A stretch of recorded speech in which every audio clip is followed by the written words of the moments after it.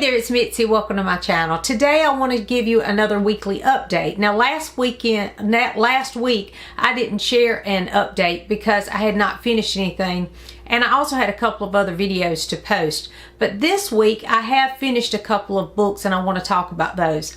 But first, y'all, I had the best weekend. So this past weekend I participated in this virtual reading retreat. It was, I think they called it the booktube besties virtual reading retreat. I can't remember. Anyway, I'll put it up here if I can remember what it was. But it was hosted by who we called the booktube besties. It's 4 booktubers, and I'm sure you know who they are, but I will put all their links in the description box. But it's Krista from Books and Jams, Lindsey from Lindsey's Little Library, Sarah from Sarah's Nightstand, and Amanda from The Curly Reader. And they have great channels, so if you haven't visited their channels, please make sure you do, because they have great channels. They are just wonderful people. Last year they went on this little retreat together. I think they were in North Carolina, because I want to visit some of the shops they went to in that video. Because I'm not too far from there. But anyway, they did a little retreat together, which was so much fun because they took us along. But this year, what they decided to do was, and they may be taking one of those trips, I don't know, but this year they decided to do a virtual reading retreat so that a lot of people could be included. I think they had I think it was 50 people. They all announced it, I don't know, maybe a month ago, because it was pretty quick. And it was, you know, the first, I think it was 50 sign up gets to be a part. And immediately everyone was signing up for this reading retreat, and it filled up pretty quick. But it was so much fun. They had really planned this out. They had worked so hard. So thank you to the booktube besties, because they did a great job. They had games, and we had different discussion panels where we talked about different genres. Everyone was able to, you know, talk. Even though there were so many of us, you had a chance where you could comment. You could definitely comment in the chat section, of course, because, you know, this was all online. But you could also talk during other things too, discussions, especially when we were in smaller groups. So that worked out really well. But the games were so much fun. We had some fun games, and everybody was, you know, rushing around to get the book that matched whatever it was in the game. That was a lot of fun. And then they had prizes all throughout. They gave out some great prizes, gift cards and different packages and all kinds of fun things. So they had wonderful prizes, and it was a 24-hour retreat. So it started on Friday night and ended on Saturday evening. So it was a 24-hour thing, and you could come and go. You know, I go to bed early because I'm an early bird. So I, you know, kicked it off with them, but then after they really got started, I was ready to go to bed. So I got up the next morning and did more of the early morning things than I did the night before. But of course, you know, you could come and go as you please because it was virtual, so that made it even better. And then on Saturday, they had a great schedule where we had breaks and things like that. But there was a lot of reading sprints in there too. So you could, you know, read, or you could do some other things. I did laundry a couple of times, cooked some dinner and ironed some clothes, and, you know, did some chores mostly during the reading sprints. I actually didn't get too much read, but I did get some read, and I'm going to talk about that in a minute. But it was just so much fun. It was just, here's the thing. I've always been, a lot of people, of course, if you watch me, you don't know what kind of personality I have in the day-to-day, but I am what you call a social introvert. That's what I've been labeled, because I'm social. If I'm out in a crowd or whatever, you know, when I'm at church, I'm talking to everybody and having a good time, but I have to have time on my own. So that part of me is super introverted. I'm not one of these people that gets energized by a lot of people. It wears me out, but I enjoy it, and I love doing those things. But then I have to have time to go back home and kind of get myself back together, read a book, you know, have some quiet time, and then I'm ready to do it again.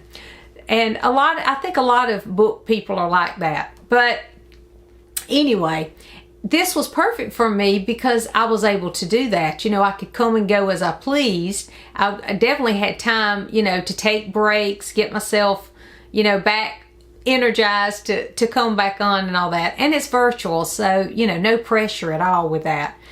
But it's funny because I am the way I am, when you go to different events, you know, we've all had times where we're like, okay, I'm not sure how this is going to be, whatever. And I remember going to a writers conference, because I do write. And I went to this, it was a Christian writers conference. And when I arrived and I'm standing there, you know, about to turn in my registration so I can get my room and all that, everyone's, you know, you hear all this chatter around you. And I suddenly realized these are my people. And it was just such an overwhelming happiness because it's like, these are my people. Well, that's how I felt during the reading retreat. Everyone in the retreat at the retreat this weekend reads different things. We all read different kind of genres. You know, some are more blended than others, but it didn't matter because we were all book people, crazy book people that love books and love talking about books. And it was just wonderful when you are able to connect and get with your people. And they were so welcoming and friendly, and I made some new friends, so that was wonderful. It was just a wonderful weekend, and I highly recommend, if you can ever be involved in something like that, to do it. I'm hoping that they will do an annual event. This was their first time trying it. And if they do, be watching, sign up early so that you can be a part of the reading retreat. It was so much fun. So anyway, thank you to the BookTube besties, because I had a great time. And it just encouraged me and energized me about all the books. And and that was the best part. Everyone took time, all of us, every person that participated, had a brief moment to share a book that they wanted to recommend to everybody else. So now I have this long list, like I needed more books on my TBR, but this long list of books that I had never even heard of that sound great. So thank you to everyone that participated. I highly enjoyed it. So that was my weekend, and I'm super excited about that. I was going to wait to my favorites at the end of the month, but I couldn't wait. Of course, I'll mention it then, but I just couldn't wait because it was wonderful. Okay, so on to my updates. Well, that was the first update. And the other is I finished 2 books. So the first book I finished was The Westing Game by Ellen Raskin. I read this because it's a Newbery. I'm trying to read all the Newberries.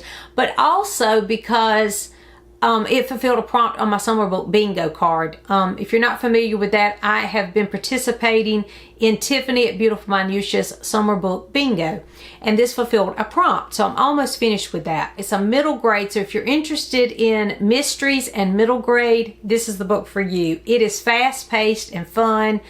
Now, I did not figure it out at all, but I'm not very good at clues. I don't know. I think I read more for the characters than I do for the clues. I'm not sure. I think it's the kind of reader I am, which is fine with me. Whether I solve it or not doesn't matter, as long as I have fun reading it. But it's about this guy who dies, Samuel Weston, who is rich. He has a lot of money, and he lives in this beautiful estate, and he builds this Sunset Towers, which is like an apartment complex. He chooses the people that are going to live in each one of these apartments, and it's like the perfect apartment for each one of these families. So then when he passes away, they all have to go to the reading of the will. For some reason, they're invited because he has left them money, or they think he's left his money, and they go to this reading of the will.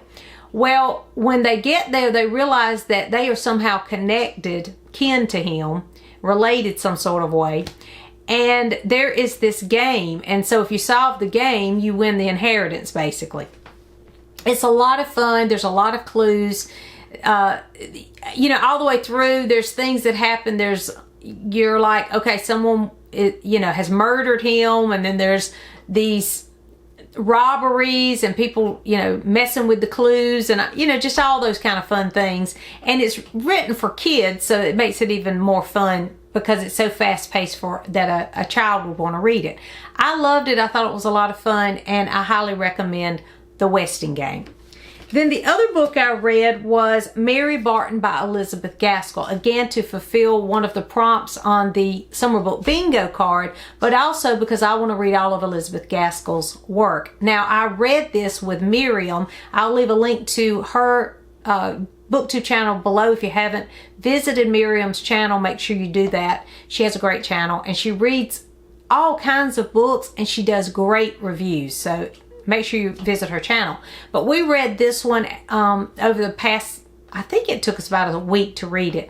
We were going to kind of pace ourselves, you know, throughout the whole month of August, but it was such a page turner, you know, I just couldn't stop reading, and neither could she. It was fantastic. I gave this book 5 stars. I have now realized, you know, on the bingo card there is a prompt that's favorite authors, and I had someone else I was going to try to read for that, but it's official. Elizabeth Gaskell is a favorite author. I do not decide that an author is a favorite until I've read at least 3 books, and this is my 3rd Elizabeth Gaskell, and I think every one of them have been 5-star reads. I've read North and South, Ruth, and now I've read Mary Barton. This was fantastic. It's about a girl, Mary Barton, and there is, I don't want to say too much, but it's a lot like North and South in that it's set in this industrial town in Manchester.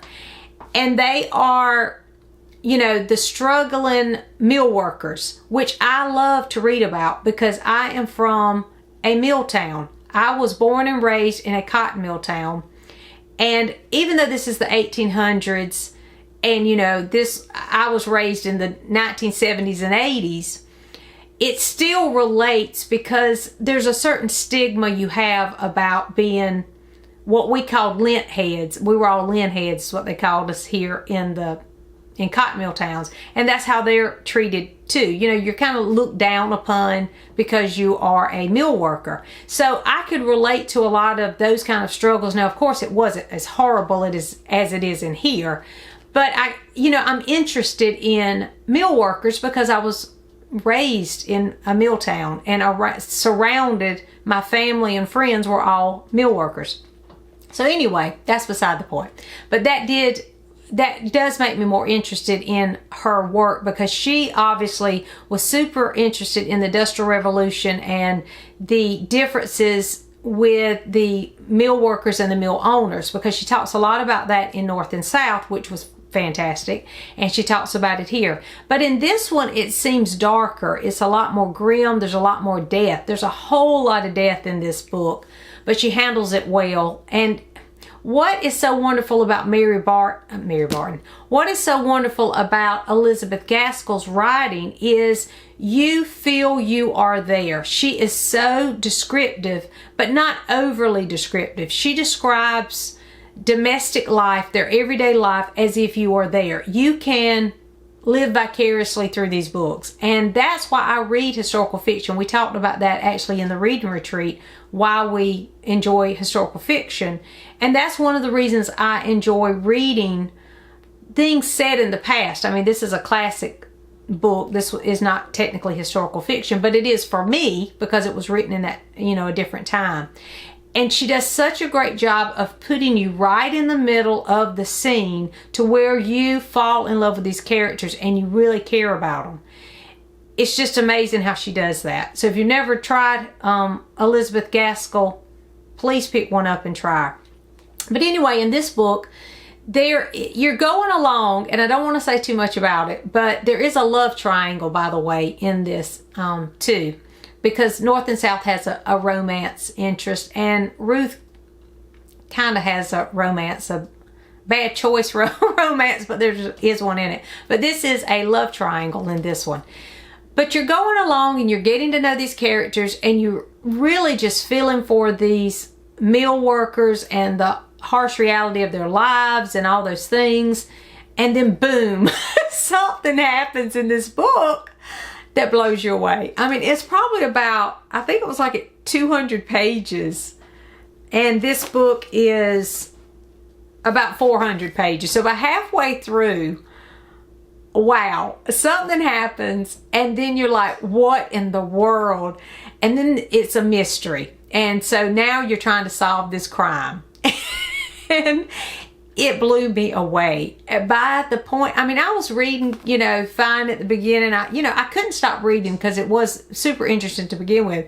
But once I got to that middle mark and this certain thing happened, whoa, it just blew me away and I could not stop reading. And I read a lot faster the second half of this book because it was so fast-paced and amazing. So if you enjoy Victorian literature, maybe you want to read this for Victober because it was fantastic. And now it's official. Elizabeth Gaskell is a favorite author. So I think I might use this book for that category, that prompt on the bingo card, because I was going to use it for classic literature, but I got plenty of other classics, so I might use this for favorite author instead. I highly recommend Mary Barton. That was great.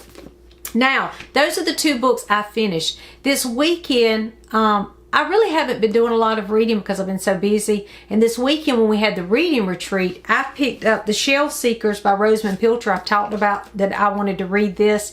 This will fulfill the over 500 pages prompt on the Summer Book Bingo. I just started it. I'm not far into it at all. I think I've read like 70 pages. And I read that during the reading retreat. I didn't get a lot of reading done, obviously, during the reading retreat. There were a lot of opportunities to read, but I took many of those reading sprints to do chores, so I didn't take the opportunity, and I should have. But this is really good. It is set up in a lot like Winter Solstice that I've read of Rosamund Pilcher's, and this one is each person's name that is a character in the story. It tells their point of view sort of thing and about what's going on in their lives, and that's what I don't know if that changes later on in the story, but that's where I am. Again, I'm right at the beginning, but she has a way to just pull you in from the very beginning. The very first paragraph I was into it, and by the end of that first chapter I was like, okay, this is going to be a good one. I don't know what it is about Rosamund Pilcher's writing, but it is wonderful. So I can't tell you too much about it because I really don't know that much about it yet. Again, I'm only 70 pages in and it's over 500. But I am enjoying The Shelf Seekers so far. Y'all, I just realized that it wasn't recording. So I don't know what happened. I think halfway through maybe. I don't know. So I have tried again and I am sitting hopefully close to the same spot I was sitting in. So I think I was on the last couple of prompts for the Summer Book Bingo. I think I have 2 prompts left, and that is for classics since I'm not using Mary Barton for that, and friend recommended. So for classics, I am going to try to read this month before the summer is out Around the World in 80 Days by Jules Verne. I chose this one because first, I have always wanted to read it. I've always been interested, but also because a couple of months ago someone had posted on Instagram that David Tennant was starring in like a mini-series adaptation of this. And I love David Tennant. I'm a huge fan ever since Doctor Who. I loved him as the Doctor. I think he is the Doctor. For me, he's my favorite. And when he ended, he had a couple of seasons of Doctor Who, and when it ended, I was emotional about it because I loved him so much.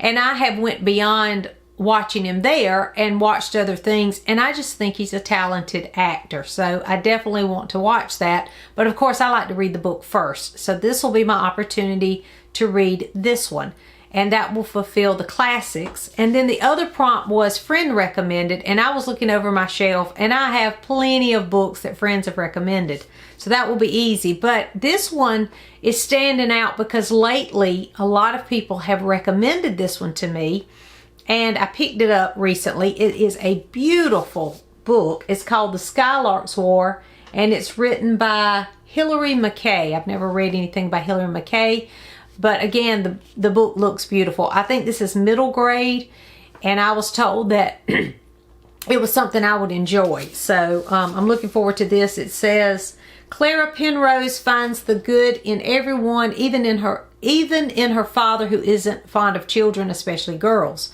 He doesn't worry about her education because he knows she won't need it. Her grandparents who care for her in the summers assumes that she'll play nicely and do what she's told. It's the early 20th century after all, and the only thing girls are expected to do is behave. But Clara longs for a life of her own. She wants to dive off cliffs and go swimming with her brother Peter and cousin Rupert. And more than anything, she wants to go to a good school and get an education. She helps Peter with his homework all the time, so why can't she manage it by herself? When war breaks out, Clara is shocked to find that Rupert has enlisted, but she focuses her attention on her schoolwork. Then Rupert is declared missing, and Clary is devastated. Now she must take a momentous step out of her shell and into the wide world, for if she misses this chance, she may never make it. And that sounds like a really good one. So I'm interested in this for sure, especially since so many people have recommended it. If I can get these two read, Around the World in 80 Days and The Skylark's War, then I will have a blackout on the summer book bingo. So those are the books left to read. I have several others that I want to get read before August is over as well. So what are you reading? Let me know in the comments. And also I have a question for you. What is your favorite genre? We talked about that at the retreat. We had a couple of different genre panels, and it made me think about this question. And I started thinking about you and our community as the viewer, and I want to know more about the books you are interested in. So let me know in the comments, what is your favorite genre? And you can be specific as you want. If there is something particular, maybe even a subgenre of that genre, let me know in the comments, because I love to hear about what you're reading. Thanks so much for watching, and I'll see you soon.